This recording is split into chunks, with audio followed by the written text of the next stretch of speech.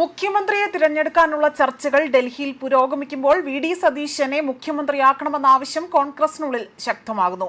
ആലപ്പുഴ മഹാദേവ ക്ഷേത്രത്തിൽ പ്രത്യേക പൂജകളും സംസ്ഥാന വ്യാപക പ്രകടനങ്ങളും നടക്കുന്നതായി റിപ്പോർട്ട്.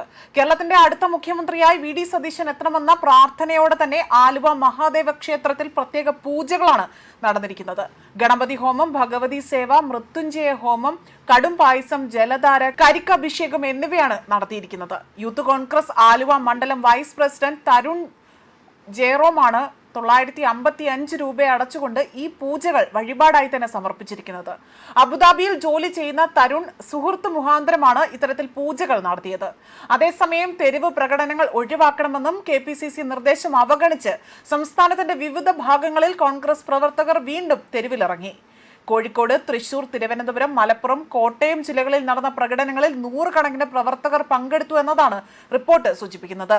പടം നയിച്ചവൻ തന്നെ നാട് നയിക്കട്ടെ എന്ന മുദ്രാവാക്യമാണ് പ്രധാനമായി മുഴങ്ങി കേൾക്കുന്നത്. തിരുവനന്തപുരത്ത് പാളയം രക്തസാക്ഷി മണ്ഡപത്തിൽ നിന്ന് ആരംഭിച്ച പ്രകടനം സെക്രട്ടേറിയറ്റിന് മുന്നിൽ എത്തിക്കൊണ്ട് ശക്തമായ രാഷ്ട്രീയ സന്ദേശമായി തന്നെ ഇത് മാറുകയാണ് ചെയ്തിരിക്കുന്നത്. മുഖ്യമന്ത്രി സ്ഥാനത്തെ ചുറ്റിപ്പറ്റിയുള്ള കോൺഗ്രസിലെ ചർച്ചകൾ ചൂടുപിടിക്കുമ്പോൾ പാർട്ടിക്കുള്ളിലെ സമ്മർദ്ദവും കൂടുതൽ ശക്തമാവുകയാണ്. അതേസമയം തെരുവിൽ പരസ്യ പ്രകടനങ്ങൾ പാടില്ല എന്ന KPCC നിർദ്ദേശം തള്ളിയാണ് വി.ഡി. സതീശനെ മുഖ്യമന്ത്രിയാക്കണമെന്ന് ആവശ്യപ്പെട്ടുകൊണ്ട് കോൺഗ്രസ് പ്രവർത്തകർ വീണ്ടും പ്രകടനം നടത്തിയിരിക്കുന്നത്. അത് ഏകദേശം വിവിധ ജില്ലകൾ കേന്ദ്രീകരിച്ചുകൊണ്ട് തന്നെ ഈ പ്രകടനം നടന്നു എന്നതാണ് വസ്തുത. മാത്രമല്ല, ഈ ഡൽഹിയിൽ നടക്കുന്ന ചർച്ചകളിൽ ഇവിടെ പങ്കെടുക്കില്ല, രാഹുൽ ഗാന്ധി പങ്കെടുക്കില്ല എന്ന ഒരു വാർത്തയടക്കം ഇപ്പോൾ പുറത്തു വന്നിരിക്കുകയാണ്. മാത്രമല്ല, വി.ഡി. സതീശനെ അനുകൂലിച്ചുകൊണ്ട് നിരവധി പ്രവർത്തകരാണിപ്പോൾ അദ്ദേഹത്തിന് വേണ്ടി ഇപ്പോൾ രംഗത്തിറങ്ങിയിരിക്കുന്നത്. മാത്രമല്ല, പ്രകടനങ്ങളും ഫ്ലെക്സ് ബോർഡുകളും ഒഴിവാക്കണമെന്ന് പ്രവർത്തകരോട് വി.ഡി. സതീശൻ നേരത്തെ തന്നെ അഭ്യർത്ഥന നടത്തിയിരുന്നു.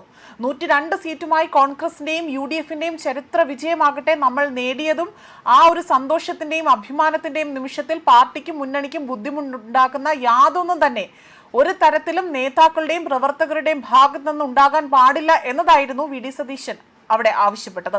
എന്നാൽ ഇതിനെയെല്ലാം അവിടെ അവഗണിച്ചുകൊണ്ടാണ് ഇത്തരത്തിൽ പ്രവർത്തകർ വലിയ രീതിയിൽ അദ്ദേഹത്തിന് വേണ്ടി ഇവിടെ നിരത്തിലേക്ക് ഇറങ്ങുന്നതും വലിയ പ്രതിഷേധ പ്രകടനങ്ങൾ നടത്തുന്നതും എന്നതാണ് ശ്രദ്ധേയമായ മറ്റൊരു കാര്യം. ന്യൂസ് ഡെസ്ക് കർമ്മ ന്യൂസ്.